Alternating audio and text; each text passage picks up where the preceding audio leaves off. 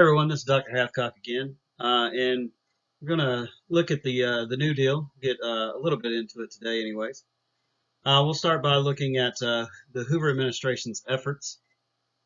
In class last time, we finished up with kind of describing what a bank run was, the fear and paranoia of it all. President Herbert Hoover, the guy on the left-hand side of our slide here,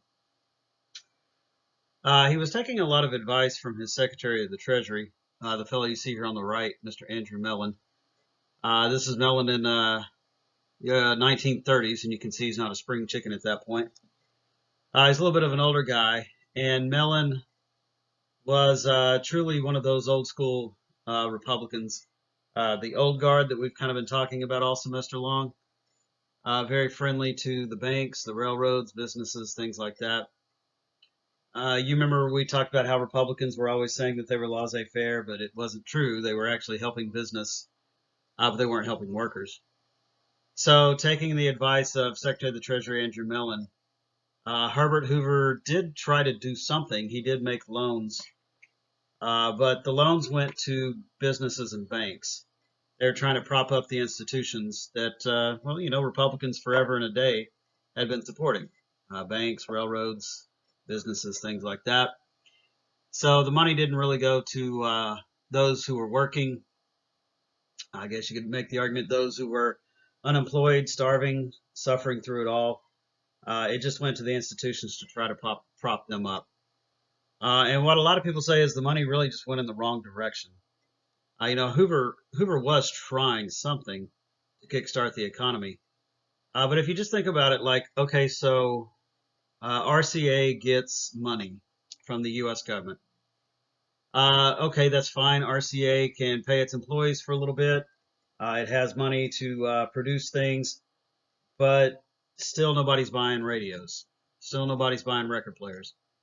Still RCA has a factory floor full of products that it can't ship and it can't move. So really where the money should have been going to was the workers, the American people themselves. But that would not have been very old guard to do, right? To help the poor, to help the working class. It's about helping the institutions from an old guard Republican standpoint. So if you had sort of set up, I don't know, work programs or gotten people some type of money, then perhaps they would go buy RCA radios. Perhaps they would go, I don't know, buy a record player or something. And that's really what we need again, right? Remember, we need purchasing power and consumer confidence to be restored. So yes, the Hoover administration did attempt things, but at the end of the day, the assessment is that the money went in the wrong directions. And it wasn't really going into the hands of the American people who needed that money the most. Okay, well, in the summer of 1932, you have this episode take place called the Bonus Army March. It's right in time for the election in 1932. But anyway, this Bonus Army March, there's a backstory here. Veterans of World War I, or what they would have called the Great War at that point, had been promised at the end of the war what was called the bonus. This bonus was $1,000 that would be given to every veteran of the Great War. And so, like, even if, let's say, somebody's father had served in World War I and died, their next of kin would get that $1,000 at some point on down the road. The problem is the money wasn't going to be payable until 1945. So the government passed that legislation after the Great War, gave itself like a 25 plus year cushion to build up the fund. And so that was going to be the bonus for the veterans of the Great War was $1,000 to each person who had served in the war. Well, you've got a lot of veterans of the Great War who are unemployed, who are facing all kinds of financial problems. And what they want is their bonus now in 1932, not later on down the road in 1945. So this big movement of veterans of the Great War goes across the country and heads to Washington, D.C. And you can kind of see there on the bottom left-hand side of this slide, they set up a big camp, a big town, right there in our nation's capital.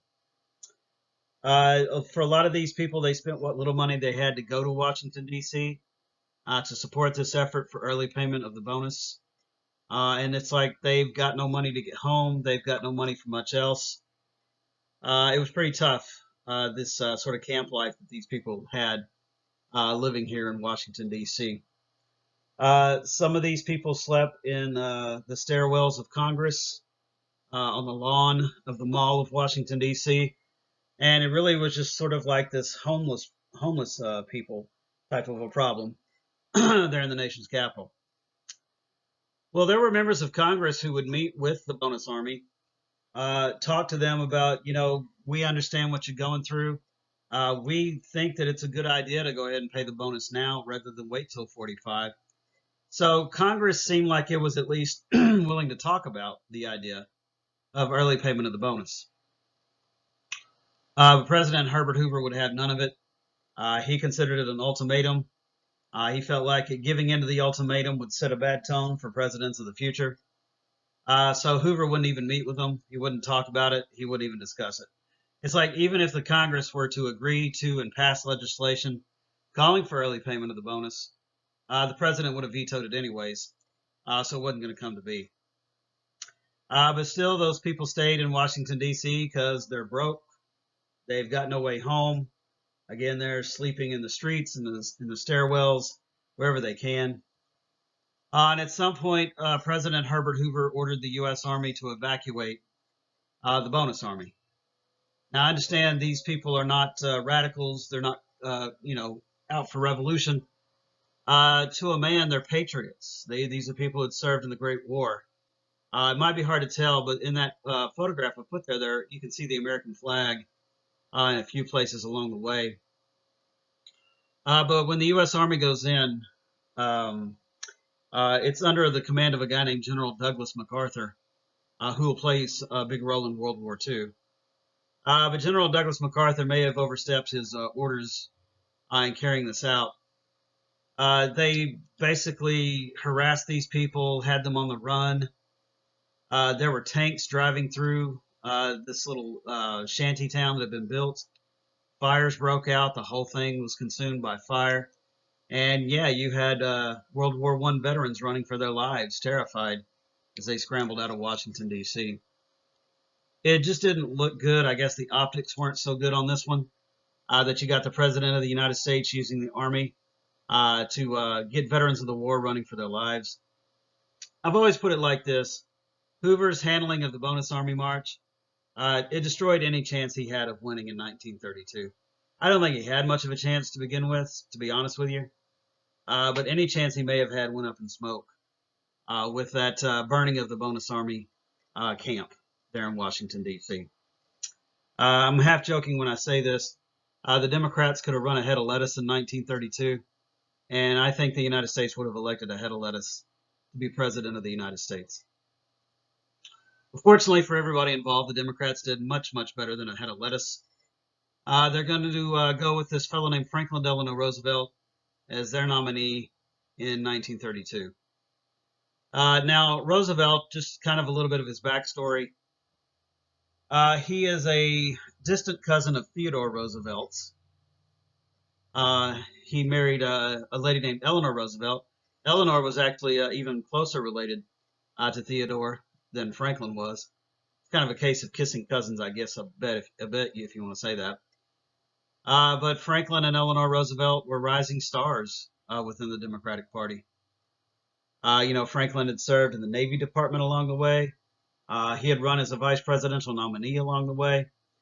And there was a lot of talk about Franklin Roosevelt, someday being a president of the United States. He went to Harvard, just like Theodore Roosevelt had gone. Graduates from Harvard, goes on to law school. Graduating law school, he gets a really good job at a law firm in New York City. His father pulled some strings to get him that job. And like just a few months into that law job, Franklin quit. His father was very upset with him. Just couldn't understand why his son would quit. But Franklin explained that his true passion was politics, that he didn't want to really truly be a lawyer. So he gets into the political fray, gets involved in New York City level politics, goes on to get involved in other things as well. really becomes this rising star within the Democratic Party. He's rich, he's handsome, he's successful, he's intelligent. I guess he's got the whole thing. But then along the way, Franklin Roosevelt was stricken with polio in the early 1920s. By all accounts, getting polio was just a complete devastating life changer for Franklin Roosevelt. He was angry at God. He was angry at the world. He was drinking. He wasn't being nice to his wife. And he just really felt like he had been robbed of everything that he'd worked so hard for in his life. Let's see. But along the way, though, I guess you could say he started to kind of pull himself out of that depression, that state of anger. At that time, there was a lot of talk about how hot springs, like the mineral waters that are in hot springs, could help people overcome polio. That wasn't even true a little bit. It was what we call pseudoscience. It's really just a way to get people to buy mineral water from hot springs. Anyway, believing that maybe that was a possibility, there was a hot springs down in Georgia that Franklin Roosevelt went to. It never cured his polio, but he enjoyed his time there in Georgia at that hot springs. So he bought himself an estate, big land holding right there where the hot springs were. And I don't know, while there, he sort of starts to regain, I don't know, a sense of positivity, a sense of he could still contribute to this world. Franklin Roosevelt would invite families to come stay at the hot springs there in Georgia. Little kids who had polio, could swim in the hot springs waters with their parents there with them, of course. I don't know, it gave him a lot of happiness to see those kids sort of happy, even if just for a moment, while they were there at the hot springs. And in all of that, he's starting to, I don't know, get his life back together in a way. I've always said this, the polio episode, as horrible as debilitating as polio was, it completely changed Franklin Roosevelt. He himself would admit this, that before polio, he was very arrogant, not necessarily caring about people as much as maybe he should, just really focused on power and politics. But that after the polio episode and sort of regaining his life, he's more compassionate, he's more kind, he's more into politics for the idea of helping people than anything else. So as he regains his life, in the late 1920s, Franklin Roosevelt runs for the governorship of New York as a Democrat, and he goes on to win. Then in winning the governorship there in New York in 1929, as you know, the stock market crashes, the economy goes down, and all across the country as the depression is kicking in, it's really falling in a lot of ways to governors to solve the problems that they're facing. The White House really isn't doing much for the working class people. Like I told you, Hoover was lending out money to banks and businesses, but not really those who were directly unemployed. And in New York, it just seemed like things were better. Now, there was still a depression and the economy was still bad. But I don't know, in New York, Franklin Roosevelt used taxpayer dollars to create jobs for the homeless, for the unemployed.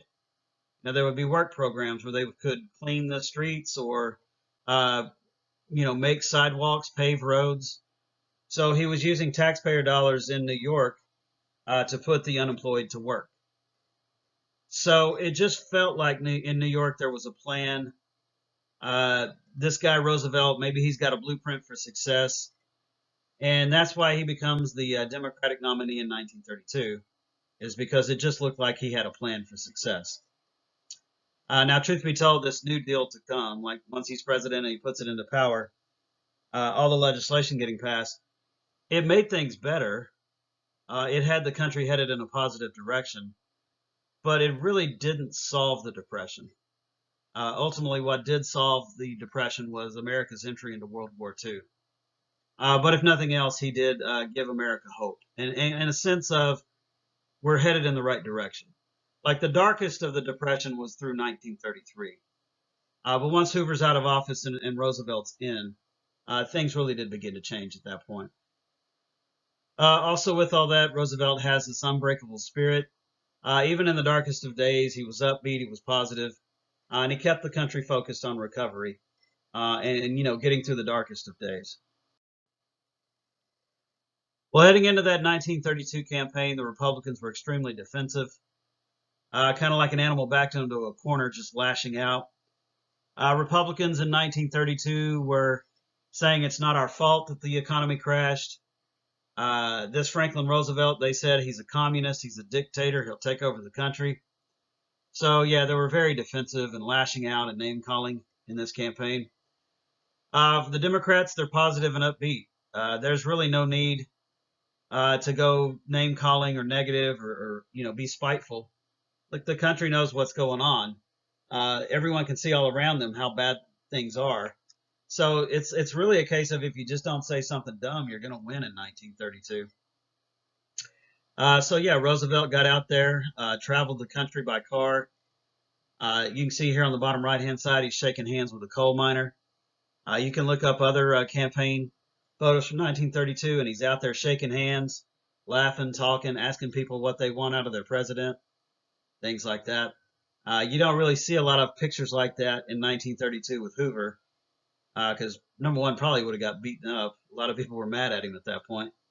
But for what it's worth, Roosevelt, he at least gave off this energy, this appearance that polio wasn't affecting him, that it wasn't stopping his mobility. Okay, well, FDR, the politician, he might be the best political mastermind we've had sitting in the White House. He really knew how to make things happen, to wheel and deal, to get the opposition to come around to his way of thinking. If you look ahead at your outline, you'll see there's so much legislation that we have to talk about. And I promise you, I gave you the Reader's Digest version of all that. But you don't pass that level of legislation unless you do understand politics and you do know what you're doing. So yeah, Franklin Roosevelt really was a master politician. Let's see that last point of overcoming fear and paranoia. That's going to be in his inaugural address, where he says the only thing we have to fear is fear itself. What he's talking about there is the bank runs. They're crippling the economy. They're causing banks to collapse. Even like the sound financial institutions were collapsing because of all that. But you can see here the 1932 election results. I'm not saying it's the biggest win in American history, but it's really big. With Roosevelt getting 89% of the electoral vote. That's a country looking for change, looking for new leadership and new direction. Also, you think 1932 is impressive. When we get to 1936, you'll see it's even more impressive than 1932. So yeah, America turns to Roosevelt, hoping that he has the answers, hoping that this New Deal is the thing that's going to bring the country out of the Great Depression. And please don't write this down. I promise you, you can Google search it. But I've always felt the need to sort of read this. This is in his inaugural address, his first one. He says, this is preeminently the time to speak the truth, the whole truth, frankly and boldly. Nor need we shrink from honestly facing conditions in our country today. And there's no need to lie about it. We're in a depression. The economy sucks. Things are down. But this great nation will endure as it has endured, will revive, and will prosper. We'll get out of this. We'll get through it. So first of all, let me assert my firm belief that the only thing we have to fear is fear itself. Nameless, unreasoning, unjustified terror which paralyzes needed efforts to convert retreat into advance. So that's going back to the bank runs, which are fear, driven by paranoia. He said we have to stop giving into that sort of thinking.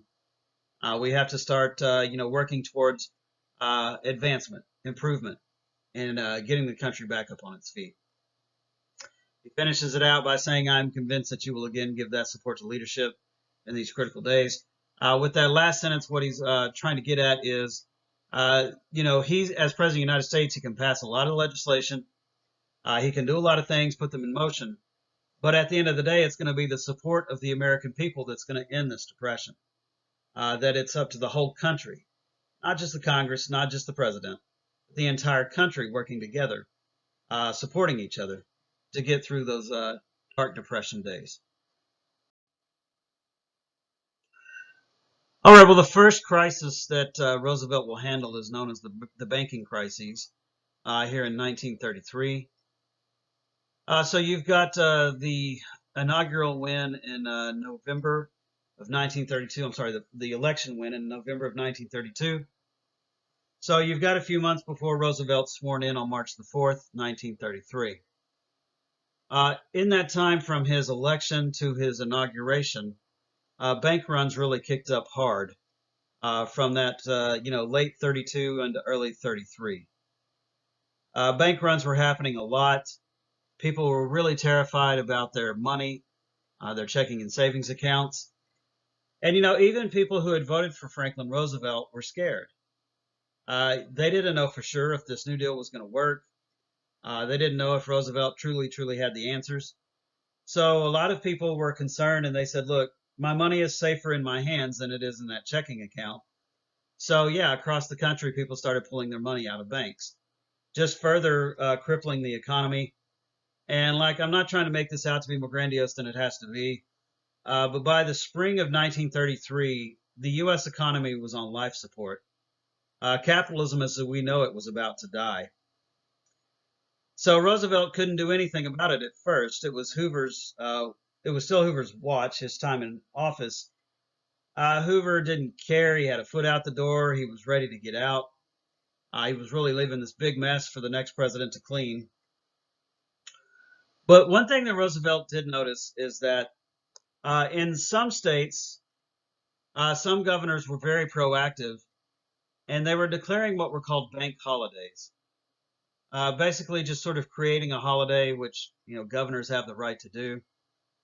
I don't know. You could say this week is Bird Week here in the state of Michigan. So yeah, it's a state holiday. It's Bird Week. And the idea behind the bank holidays was you then could shut down the banks. It's a federal holiday, or I'm sorry, it's a state holiday, so the banks are closed. So what that was a cooling off period. That meant that people couldn't go into their bank and take all their money out, and the runs couldn't take place. So those states that came up with silly little reasons to close down for a holiday, in those states the economy was not as bad. In those states the situation wasn't as bad. And, after declaring a bank holiday, the governor would say to the people, hey, look, the banks are going to be closed for the next 3 days. When they open back up, please don't take your money out. Trying to explain why. We have to have faith in our financial institutions if we're going to get out of this mess. So bank holidays were something that Roosevelt knew he could use whilst he was president of the United States.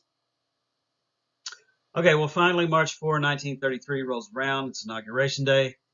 The president is sworn in. That next day, March 5, 1933, President Roosevelt calls Congress into an emergency session. Literally the first full day in the White House, he's working. And the very first issue he's tackling is this bank thing that's breaking out. Working closely with the Congress, the Emergency Banking Act is passed there on March the 5th, 1933. And what this was a national bank holiday. So essentially all the banks in the United States were closed. For roughly a week, across the country, all the banks were shut down. Couldn't take any money out. You couldn't put any money in. All right, so then at that point, kind of a little white lie happened here. Anyone who worked for the federal government was given a plane ticket or a train ticket and told to go to some city in the United States and to go and look at the banks. A lot of these, some of these people worked for the War Department. They didn't know anything about economics or banks, but they worked for the federal government. So they were given a piece of paper or a pad of paper, a pen, a briefcase, go in there with a three-piece suit on and look like you're in charge and go look at the banks in Denver. And, they would go into these banks, they would inspect them, they would write numbers down. They weren't really collecting any useful information. They just looked like they were in charge. So all across America, people were watching as the feds were walking into local banks, writing down numbers, checking things out. And then sort of all across America, people were saying, what's the federal government up to? Why are they looking into our banking situation? By the way, Republicans who screamed foul who said he was a communist, a dictator. They were really whipping up a lot of paranoia, saying, "See, I told you, there it is. They're getting ready to take over our banks." But before the bank holiday was over, like the next day, the banks were going to open back up. The night before that, Franklin Roosevelt gave his first of many fireside chats. Now, here you can see him on the right with all these microphones in front of him. Franklin Roosevelt really was the first president to use radio as a way of communicating directly with the American people. His fireside chats were given from time to time, and these were chances for the president to just sit down and talk directly to the American people, matter of factly, using language that they would understand. Just in many ways, just kind of having a discussion with the American people to explain, why he was doing this, what this program was about, what they were trying to do. Roosevelt would use fireside chats throughout his entire presidency. Even in World War II, he would give the country updates on the war through these fireside chats. And it really was just a way for the president to directly communicate with the American people. A lot of people would later look back and they would say, when the president came on the radio, they said, I'd just be sitting there in my living room smoking a pipe or something. And it really just felt like Roosevelt was right there in my living room with me, sort of sitting on the couch talking to me as I sat in my chair.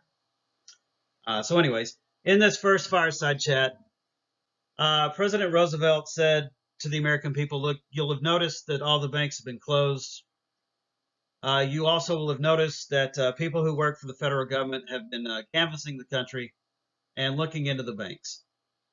And Roosevelt said that what we've done is we've gone to look and see which banks are honest, which banks are steady, and which banks are sound financially. And Roosevelt said, tomorrow, America, when you wake up and you go to work, if your bank is open, it has a seal of approval of the United States government. That bank will not collapse anytime soon. That bank is very sound financially. And you have my word as President of the United States that bank is financially sound. Then Roosevelt said, and what I would ask of you to do is I would ask you to open up a checking account or open up a savings account because we need the banks. It's a huge part of our economy. So he's giving the American people this sort of a seal of approval, his word, his guarantee that if the bank is open the next day, then it is a sound financial institution. Now, really what had happened behind closed doors is banks that were sort of faltering needed a little bit of a boost. They did get loans from the U.S. government. They did get propped up a little bit. But honestly, that next day across the country, not a single bank was closed. They were all open for business, truth be told. And it was a little bit of a white lie. And the president saying that if the bank is open, you have my guarantee that it is a sound financial institution. This is a few decades before Watergate. This is decades before we became such a cynical people. And I don't know, when a president said something, it mattered. It meant something. So Americans trusted Franklin Roosevelt when he said that the banks were sound financial institutions. And after this banking act, this holiday, after the first fireside chat, a crazy thing happened all across America. People were lined up outside of banks. But this time, instead of taking money out, they were putting money back in. They were opening up checking and savings accounts, and they'd listened to what the president had to say. So, dictator with a question mark, you see there on your outline. No, the man is not a dictator. I promise you, a dictator would have just sat back and let the whole thing fall apart. Once it reached the lowest point it could, then a dictator would step in and say, well, we gave it a shot, but that didn't work. So now I'm nationalizing all the banks and I'm taking over everything. But he didn't do that. In fact, Roosevelt said, I'm not a dictator. He said, I'm trying to save capitalism more than anything else. So, all these charges of him being a communist and a dictator, they're just simply not true. Is he a liberal? Yes, absolutely. He defines what liberal is. But a dictator? No, not really. He's more than anything just trying to save the capitalistic system. Okay, well, that was sort of a band-aid for that situation, the banking crisis. But the next big point was like open heart surgery, and that's the Glass-Steagall Act of 1933. Glass-Steagall will be passed by the Congress in June of 1933, signed by the president. And what Glass-Steagall Act does is several things. But first of all, the Glass-Steagall Act separates commercial banking from investment banking. A commercial bank is what you and I would use for our savings accounts, for our checking accounts, things like that. A commercial bank is 100% about investing. It's about the stock market. It's about building up a portfolio. It's about you being an investor, working with that bank. So it separates commercial banking from investment banking, which essentially means it takes commercial banks out of the stock market, out of the ups and downs of the market. What it essentially does is it takes our savings and checking accounts and removes them from the stock market. Investment banking is all about that. That's what they do. But commercial banking is separate, and it is illegal for it to be involved in the stock market. Another thing that the Glass-Steagall Act will do is create what's called the FDIC, or the Federal Deposit Insurance Corporation. The FDIC is it's a government agency that basically backs our checking and savings accounts. It'll back the money that you have in a bank. It's a safety net, is what it is, more than anything else. Let's say, God help us if this should happen going forward, but let's say that your bank collapses and it goes bankrupt. You've got quite a sum of money tied up in that bank. The United States government will back your accounts. I think in today's world, it's up to $250,000 that they'll back you. So that if your bank does collapse, you've still got the money. The U.S. government will see to it that you get your money back. So that safety net is a reason for Americans to keep their money in a bank, to feel secure that their money is still going to be provided for and taken care of. So yeah, that's the whole point behind the FDIC, is to, just to make sure that our money doesn't go away. Even though a bank might go bankrupt, we still have our money backed by the United States government. Okay, so with the Glass-Steagall Act, with the assurance of the president, Americans start to put their money back into the banks. I'm not being grandiose when I say this. Franklin Roosevelt saved capitalism in the spring of 1933. He saved the U.S. economy from complete ruin. And keep notice of this. Like going forward, you see that the banks are very friendly to Roosevelt's administration. That when the president asks something of our financial institutions, they come through because they understand what this man did for them there in March, going into June of 1933. So if the banks and the bank runs and the failures of the banks was a big part of the Depression, we're moving in the right direction here by trying to correct the problem with the banks through things like the Glass-Steagall Act of 1933. I would also argue that the stock market itself needed some reforming. So in the summer of 1933, something called the Securities Exchange Act was passed. And through this piece of legislation, a new government agency is created called the Securities Exchange Commission, or the SEC for short. The Securities Exchange Commission are the watchdogs of the stock exchange. They monitor its activities. They look for fraud. They look for crime. And the SEC, yeah, like I said, they are the policemen. They are the watchdogs of the stock exchange. With the Securities Exchange Act and the SEC, what they're trying to do is they're trying to clean up the stock exchange. One big thing that they'll do is the SEC will basically say that you cannot be a broker, a buyer or a seller, a trader on the stock exchange unless you're licensed by them. So you have to have a license from the SEC to be a stockbroker. They're going to do background checks on those people. They're going to look for criminal activity. If you've got something on your record from your past, it's going to be hard to get a license from the SEC. So that's trying to clean up the criminal elements, and I guess you could say the riffraff that have been prevalent there at the stock exchange in the late 1920s. Another thing that the SEC will do is it'll demand that companies give what are called quarterly earning reports to sort of assess how their business is doing.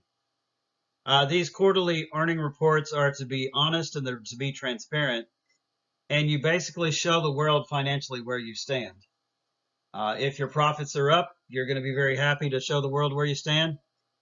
If your profits are down, it sucks, but you got to do it. You got to open up your books and show the world where you stand. So it's about an honest accountability that these companies can have with investors, people who want to buy, purchase stock. Most companies not named Enron have done a good job of giving honest quarterly earning reports. Every once in a while, you'll have something like an Enron that slips through, that sort of gets by. But even Enron got caught at the end of the day for doctoring the numbers and giving false information. But yeah, the SEC does a good job of trying to keep companies honest with those quarterly reports.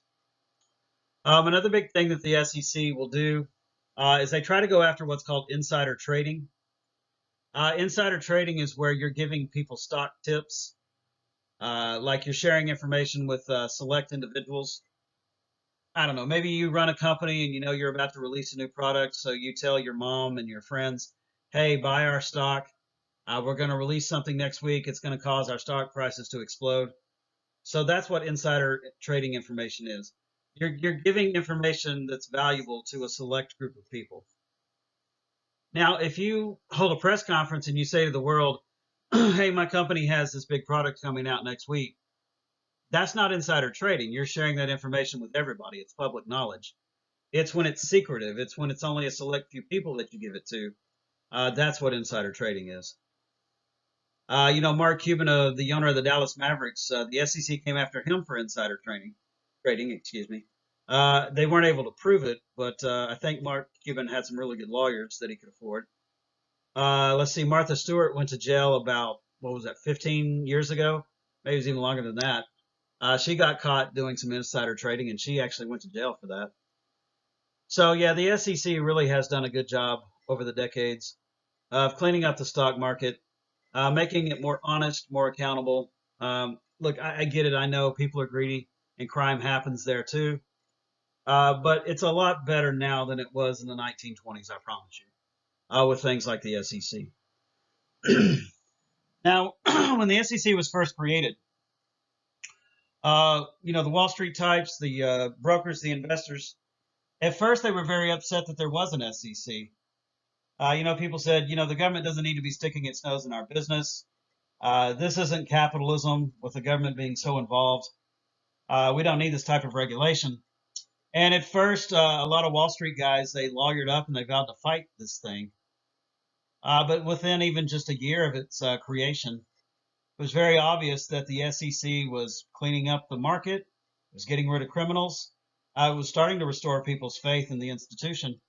So, like, even the Wall Street crowd who at first hated this thing, they came to respect it and they came to realize that it was actually doing a good job for the country. So there's stock market reform, but man, truth be told, it took like another 20 years for Americans to really put faith back into the stock market and the stock exchange. It's like years after World War II, even, that the American people would start to invest the way they had before. Okay, well, the next point, the 21st Amendment to the U.S. Constitution is enacted in 1933. The 21st Amendment repeals prohibition. It makes alcohol legal again. Franklin Roosevelt liked martinis, and this 21st Amendment thing got in the way of his drinking a martini every now and then. So yeah, the president works hard with the Congress to repeal the 18th Amendment. The 18th Amendment had outlawed alcohol, and I told you when we talked about that, even though you're 18, you can't drink. The 21st Amendment, when you turn 21 years old, you can drink. So I think this might be the easiest amendment to remember for real. You got to be 21 or older to drink. The 21st Amendment repeals prohibition. You can see there these two pictures I've got on the slide. Beer is back. I love this guy on the far right-hand side. The good old days are back again. He's got his Oompa band uniform. He's sitting on a keg. He's having a grand old time. with the repeal of prohibition. Repealing prohibition did create jobs.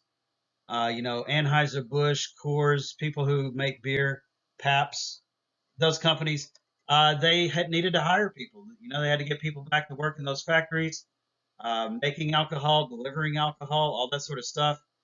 I'm not saying that this saved the economy. Please don't write that down in your notes. But what I am saying is it did help grow jobs. And honestly, at the end of the day, as a major professor of mine told me, if you're asking someone to go through some of the darkest days of American history, that person ought to be able to have a beer every once in a while. So yes, the 21st Amendment is the repeal of prohibition. Okay, with letter K, we're going to start looking at some economic relief efforts. Got quite a few programs headed your way here to discuss. So far we've done bank reform, we've done stock market reform. Now we're going to try to look at the economy itself. And what I've always said is like the first New Deal is about reforming the institutions, the banks, the stock market, companies, businesses themselves. The second New Deal is really going to be more about people, trying to help people living their everyday lives. But one of the better programs of the New Deal was the Civilian Conservation Corps, also known as the CCC. But as you study these New Deal programs, I think you should memorize them like in long form, because Civilian Conservation Corps, a key word there is conservation. These guys are working in the wilderness with trees, with national parks and things like that. You can memorize these things alphabet soup style, but I think if you do the long ways, it'll help you out better to prepare for the exam. Anyway, let's let's start here by looking at the Civilian Conservation Corps. What this program did is it took young men between the ages of 18 and 24, and it shipped them out west primarily to work in the forest, in nature, in national parks, to plant trees, to do some conservation type stuff. And what it did is it provided these young men with some income, taking them out west. Civilian Conservation Corps works on so many levels. Let me try to explain the levels here. Okay, so number one, you're taking this young man out of the industrial belt back east. So you're freeing up jobs back east for people who are like 25 to 55, married with a couple of kids and a mortgage, probably need that income to feed the family. So you're taking stress off of the job market back east. That's giving older men a chance to get a job because these younger men are out west working on the national parks. So it's helping with that high unemployment rate, and it's giving older men in the back east, or I'm sorry, older Americans back east an opportunity at getting a job. These young men, when they head out west, they're going to be okay. They're going to be taken care of. They're going to be fed. They're paid wages. So it works on that level. It's sort of taking the stress off of the job market back east. At first, these young men who worked for the Civilian Conservation Corps were given all their pay. Just 100%, just pay them what they're owed. But then, what happened is like newspapers, journalists would come out west to these CCC camps and they would like interview these kids, do a sort of a magazine article on it, on this program. Is it working? What is it doing? And what some of these journalists found was, you've got an 18-year-old male out west in the middle of nowhere with a wad of cash in his hands. And, these young men were using their money for gambling, illegal alcohol, prostitution, card games, all kinds of stuff. And like that information started to get out, and people were like, hey, look what your tax dollars are being used for. They're basically funding these wild parties for 18-year-olds out west. So at that point, the government decided to change that policy. And instead of giving these boys like everything they were owed, they gave them like 20% of their pay. And again, don't worry about these guys. They've got a place to sleep. They've got food. They're going to be taken care of. They get like 20% of their pay. But here comes a genius part of this program. The other 80% of their pay goes back home to their family, whether it's a mother-father situation or a wife and kids. The rest of the pay goes back to some family back east. I can't begin to explain to you how many families were saved by that CCC money. That Johnny's paycheck would come in, 80% of it, and that helped like pay the mortgage or that helped pay for food. And so, yeah, the CCC, number one, it's relieving stress on the job market back east, and it's providing income for families and a chance to keep their home, put food on the table and things like that. Another byproduct of this program that wasn't intended, it's not like they sat there and said, well, we're going to go to war in 1941, so we better be ready. But it's kind of an amazing thing when you look at young men who went to these programs out west for the CCC would later become officers in the U.S. Army during World War II. They grew up with this sort of a regimented lifestyle. They were used to taking orders or leading, working together as a team or a unit to achieve a goal. So it's just crazy how many CCC boys became officers, lieutenants, colonels, sergeants, guys like that during World War II. Guys in the Civilian Conservation Corps literally led the U.S. military through the fighting in Asia and Europe during World War II. So it's a program with huge benefits on several levels. But something about the CCC that is true of all these New Deal programs. If you look at this picture I've put on the right-hand side of our slide, you can see there's President Roosevelt sitting at a table with a lot of his advisors. We've got a lot of young men behind him, there at this CCC camp. And you'll notice in this picture, we're all happy, we're all smiling, and we're all adult white males. And the New Deal was segregated, just like America itself was segregated at the time. There were CCC programs for, quote, colored men, and then there were CCC programs for, quote, white men.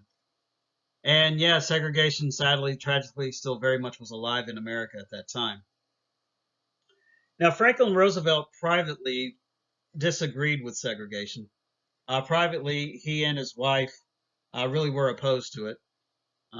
That's not a completely true statement. His wife was very vocal in her opposition to segregation and Jim Crow.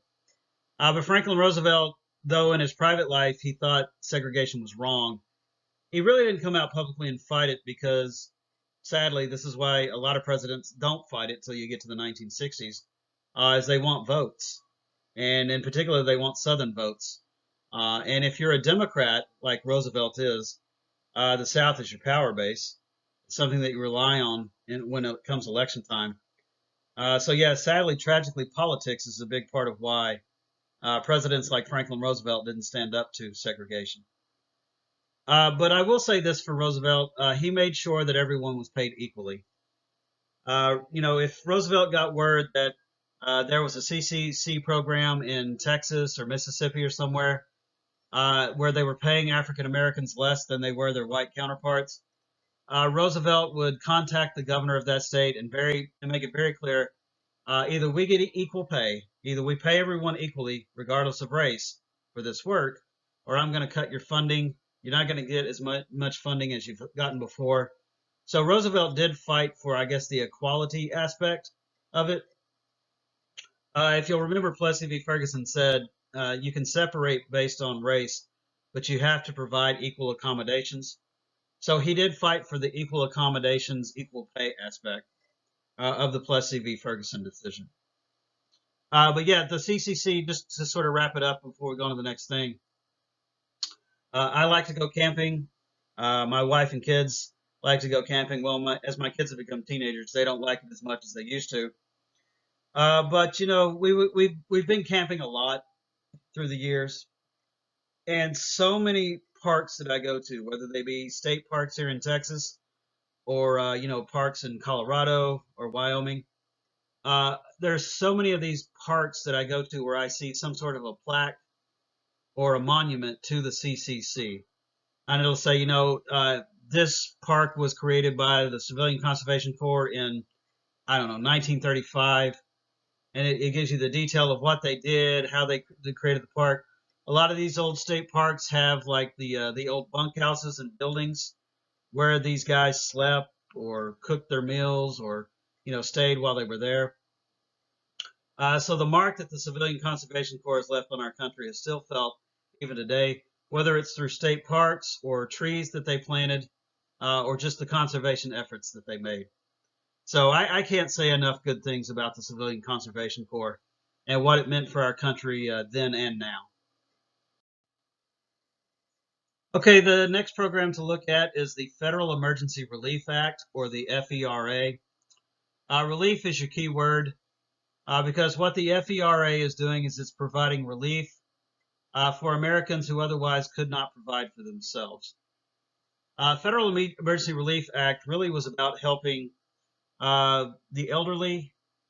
It was also about helping people who had disabilities. More than anything, it was focused in on people who otherwise just could not work or provide a living for themselves. This is before Social Security. This is before the idea of the government helping people in their retirement age. And in that time, up through the 1930s, when parents had kids, the hope was that one of their kids would help them in their older age. I think that might be why people had like 10 or 12 kids back then. Surely one of them will get rich and they can provide for us, right? Just joking on that. But anyways, so, the idea though, as a child, as a son or a daughter, you were in ways obligated to help your parents when they reached that retirement age. So just imagine it's like, I don't know, 1934. You're having a hard time finding work. You're barely able to pay your mortgage and put food on the table for, your spouse and your kids. And you've also got this sort of an obligation that you're supposed to help your parents who are in their 60s.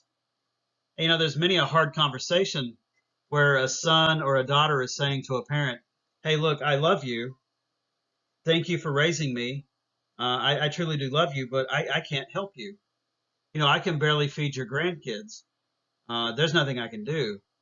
So that's a hard conversation that a lot of people had to have with their parents in the 30s. I can't provide for you. I can't take care of you.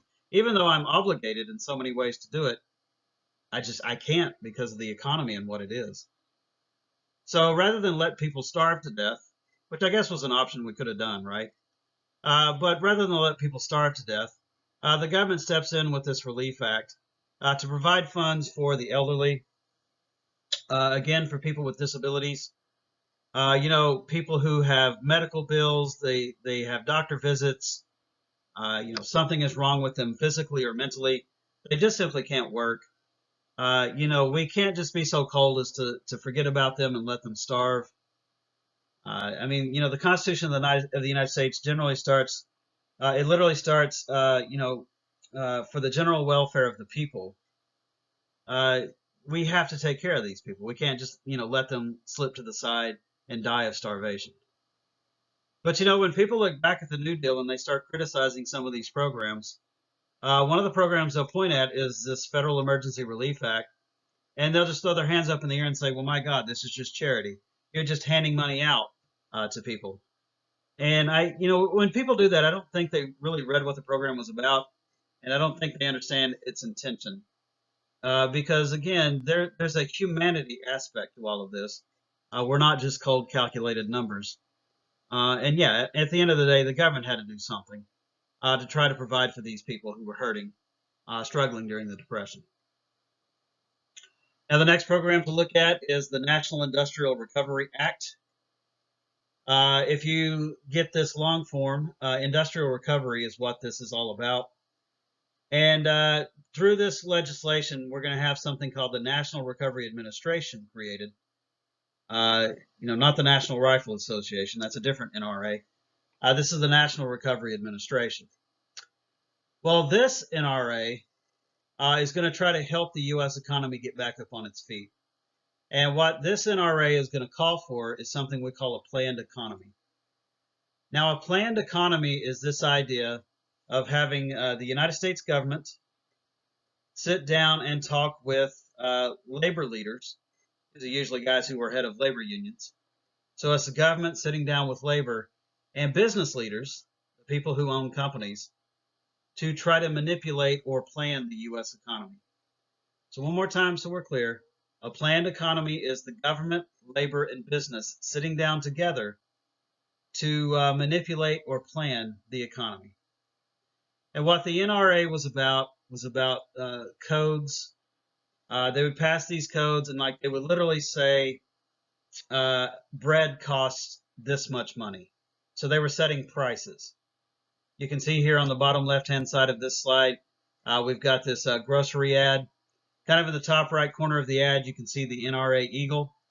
The government is telling you that soap costs that much, macaroni costs that much, tea costs that much. So they set these prices. The government, labor, and business together will set prices for products across the United States. The NRA also set wages. If you worked in the automobile industry, for example, they would say that you make X per hour.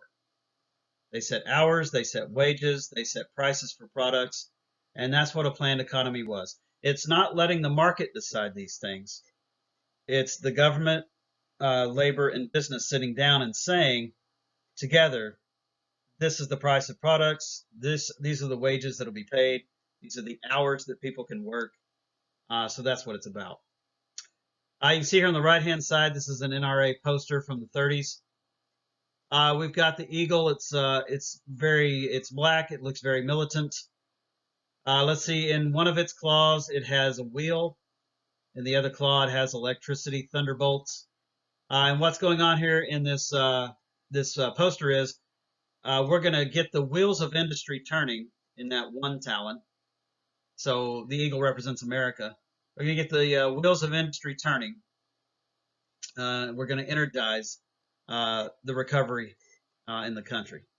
And you could also go the other way. You could say that we're going to energize industry to get the wheels turning, get the country back up on its feet. But if you look at this poster, it's very 1930s. It's very red. It's very in your face. And I'm just going to call it the way it is. It looks very much like Nazi propaganda that's going on across the ocean in Germany in the 1930s. And as the realities of Nazi Germany were becoming clear, what was happening over there, the NRA got away from this type of a poster. They went with more of a blue background. The eagle had more color to it. And they sort of got away from this thing that was, very, very Nazi propaganda looking, if you will.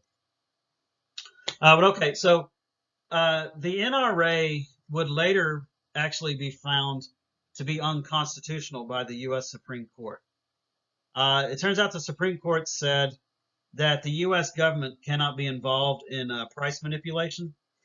So the Supreme Court gutted this legislation, found it unconstitutional, said this isn't capitalism, and the government cannot be involved in price controls.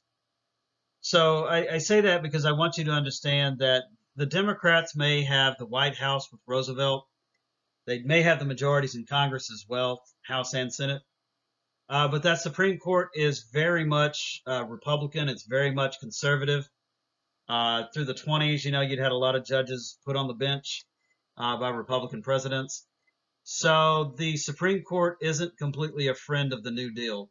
And this isn't the last New Deal program that they'll find to be unconstitutional. But truth be told, at some point, the NRA itself it got out of control. It was just so many codes and so many things that you had to do. Franklin Roosevelt actually felt like the Supreme Court did him a favor by finding the program to be unconstitutional. So anyway, there's another attempt at industrial recovery with the NRA. Okay, the Public Works Administration, or the PWA, is another massive program of the New Deal. Public Works is your keyword when you're preparing for Exam 3.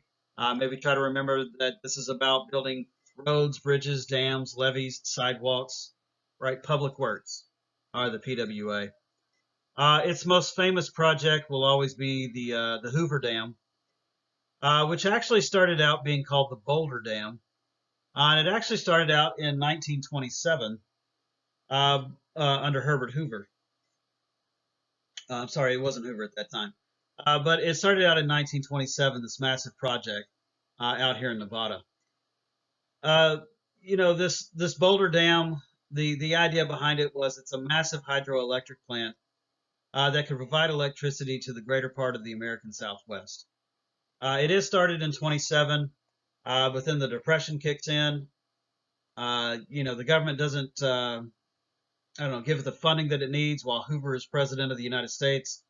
It's this program that sort of sits there that's not completed. It could use some money. It could use some more workers. So 1933, Roosevelt's president. The Public Works Administration is created. It takes over this massive project, and they complete the construction of this Boulder Dam.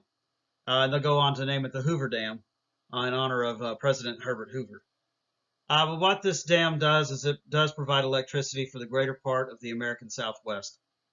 You can see there on the map, we've got sort of this map of California, Nevada, a little bit of Utah there, a little bit of Arizona. Actually, this thing provides electricity on into Colorado, on into New Mexico. It's a huge power supply for the Southwest of the United States. I've always said, no Hoover Dam, no Vegas. That's for sure. And I know that there are 1,000 things more fun to do if you go to Las Vegas than go tour some old Hoover Dam. But it is impressive if you ever stop by and look at it. If you have a fear of heights, my heart is with you. I have a fear of heights as well. I've actually stood on sort of the edge of that, looking down, and that's quite a drop. It'll make your knees buckle for sure. But it is impressive. It truly is, this massive Hoover Dam. So that's what it'll always be known for. That's the big thing. But honestly, the Public Works Administration did a lot of good things for this country.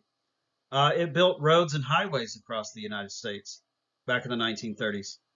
In fact, my great-grandfather, my father's father's father, if that makes sense to you, my great-grandfather, he built roads in Collin County working for the Public Works Administration in the 1930s. What they would do is they would sort of they would give these guys like a 4-hour shift. There'd be a morning crew that would work 4 hours. Then they'd go home for lunch. Then from 1 to 5, there'd be another work crew that would show up to work 4 hours. So that you weren't getting like 40 hours a week, you were getting 20 hours a week. That's the government trying to get as many families as much help as they can. But yeah, they built roads. They paved sidewalks. When I taught at the University of North Texas, I used to tell students in my lectures, I'd say, hey, guys, when you're walking the campus, look at some of the sidewalks, and you'll see in the sidewalks imprinted the initials PWA. Like they poured concrete for cities, for universities, for wherever, So they just did all these things that helped America in a public works kind of a way. Sewer systems, clean water, things like that. So the Public Works Administration, it was nationwide.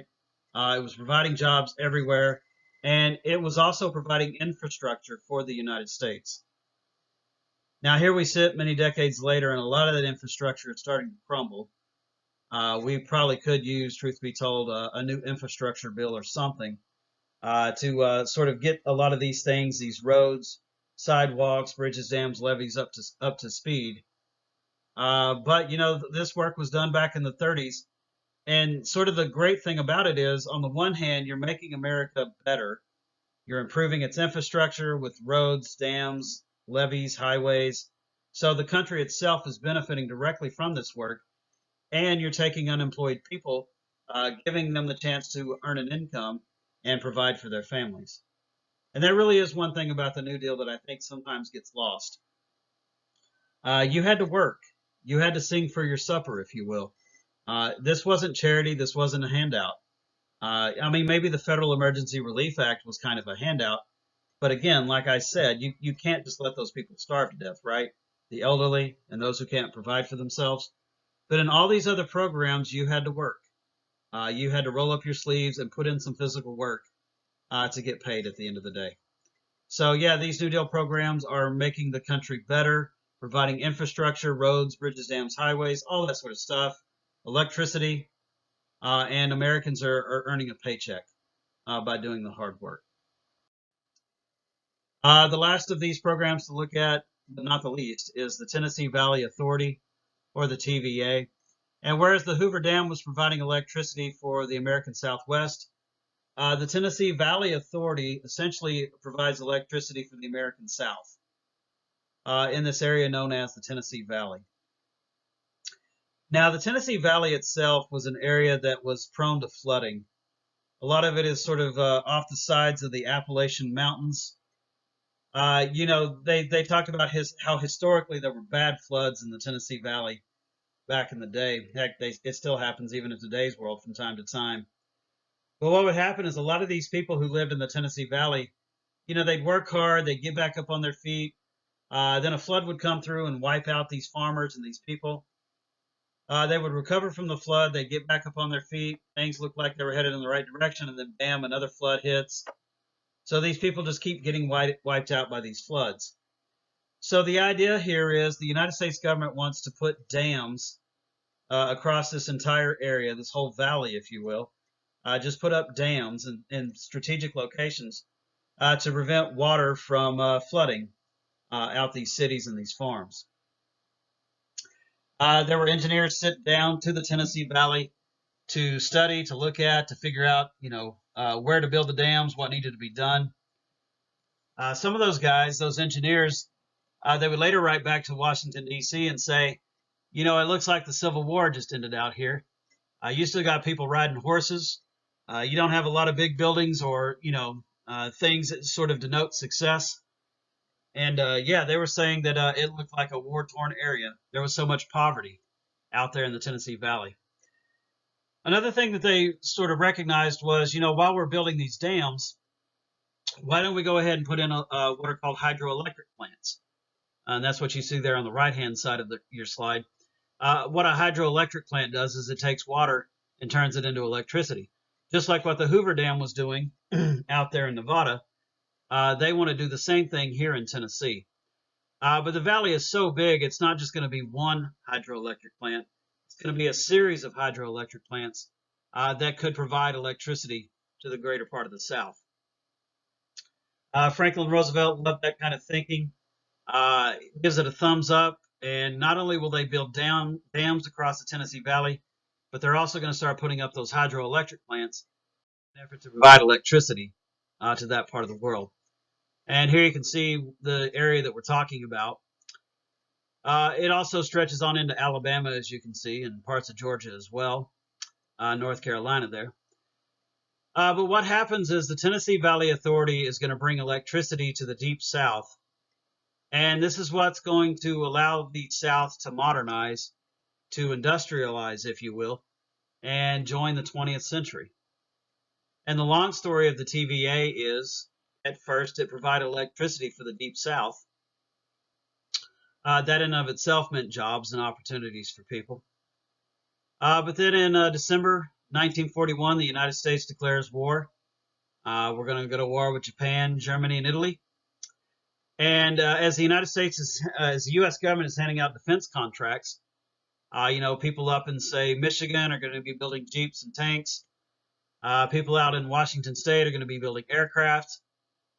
States along the oceans, like California, places like that, are going to be building battleships and things.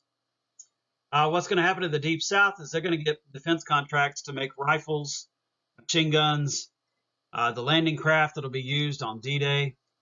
So that if you have a Tennessee Valley Authority, you can extend those types of contracts to the Deep South because they have electricity, they have the facilities, the means for mass producing the things that we're going to need in war. If there's no Tennessee Valley Authority, there's no big electric grid, there's not going to be a lot of defense contracts going down to the Deep South. So it does help the South to modernize. It does help the South's economy to recover from the Great Depression. It's also going to help win World War II. And then when the war is over with, when peace comes, you still have electricity, you still have factories, and the South will use that for companies making machinery, industrialization. So the Tennessee Valley Authority essentially brings electricity to the Deep South, which allows it to modernize and join the rest of the country. So the Tennessee Valley, like these other programs I've mentioned, it's providing a good for the country, while at the same time providing jobs for people who are unemployed, struggling through the Great Depression. Okay, the last point to look at is agricultural relief. So we've We've looked at the banks. We've looked at the stock market. We've looked at economic relief. Now let's look at the plight of agriculture here in the 1930s. Farmers were having a tough go of it in the Depression with crop prices down and things like that. But there was something else, this huge drought that hit in the Midwest. It really hit hard in places like Kansas, Oklahoma, and Texas. But this great dust bowl, as it was called, was this horrible drought that hit out in the Midwest in the 1930s. It just devastated farms. It turned farmland into dust. And then the winds would come through the Great Plains and pick up the dust, and you'd have these massive dust storms across the country. One of those dust storms was so big, so intense. It started in Kansas, and it spread all the way across the country to New York City.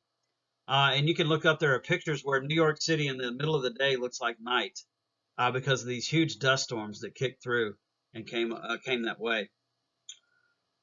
So this so-called dust bowl was ruining farms. It was ruining the economy, and it had farmers just losing everything here in the 1930s.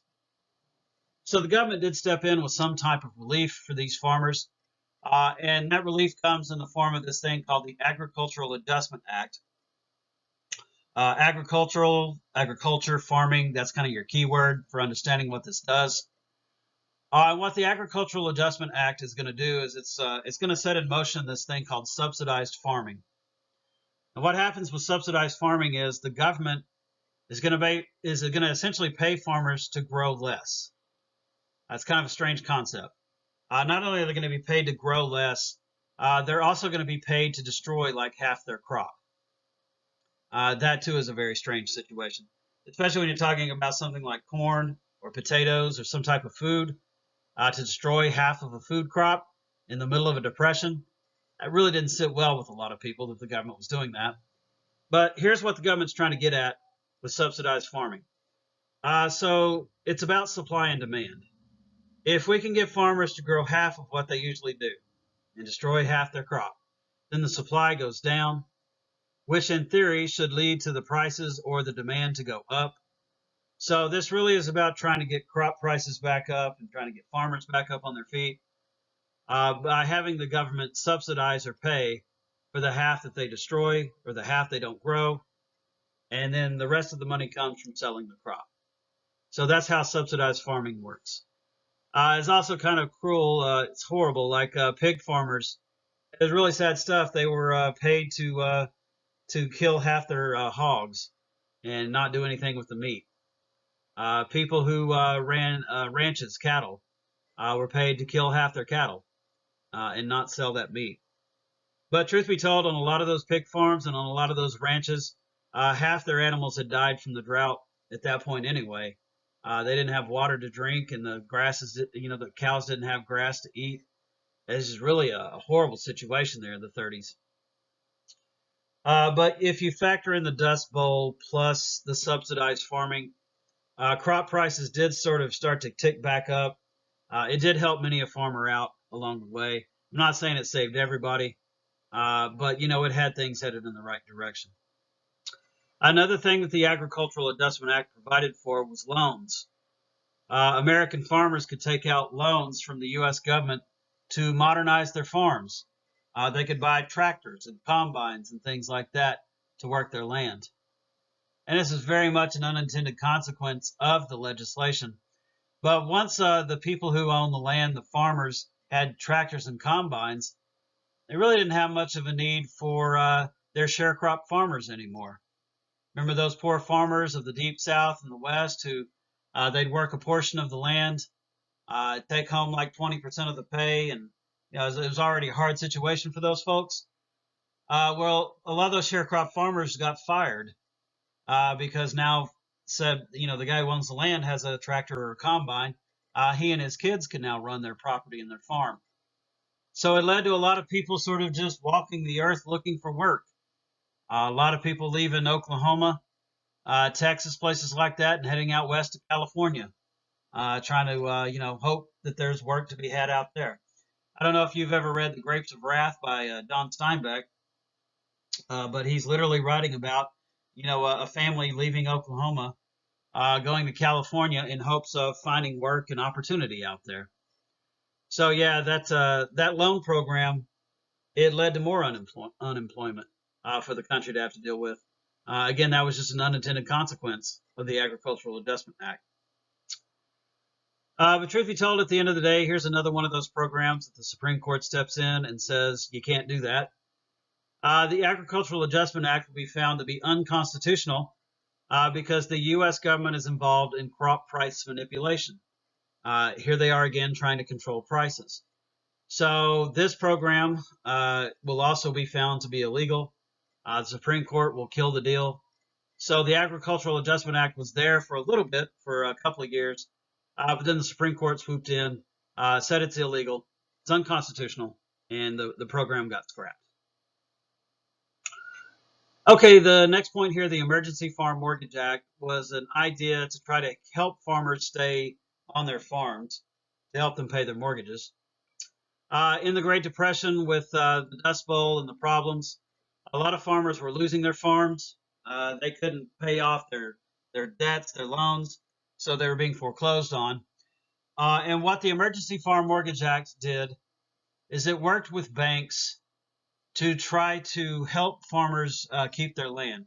Essentially what they did is they lowered the monthly payments and they extended them out over a longer period of time. So let's say, that a farmer owed, I'm just giving you something simple here, $100 a month over a 6-year period.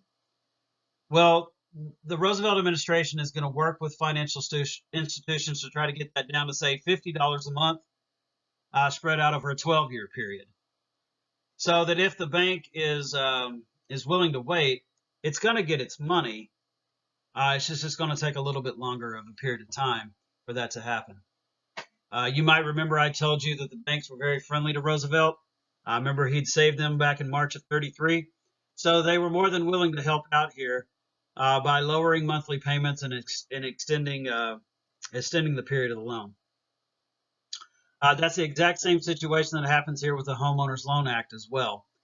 In 1933, as Hoover was leaving the White House and Roosevelt was coming in, the country was losing 1,000 homes a day. They're being foreclosed on. That means people out in the streets. That's no good for the country at all to have this massive homeless population. So again, the Roosevelt administration works with the banks to try to get people's mortgage payments lowered on a monthly basis. Extended out over a longer period of time as well. It didn't save everybody's farm. It didn't save everybody's home. But it did save enough to matter. And if nothing else, it did have things headed in the right direction. All right, well, that's it for this video. I'll pick it up after this when we meet again. Have a good day. Bye.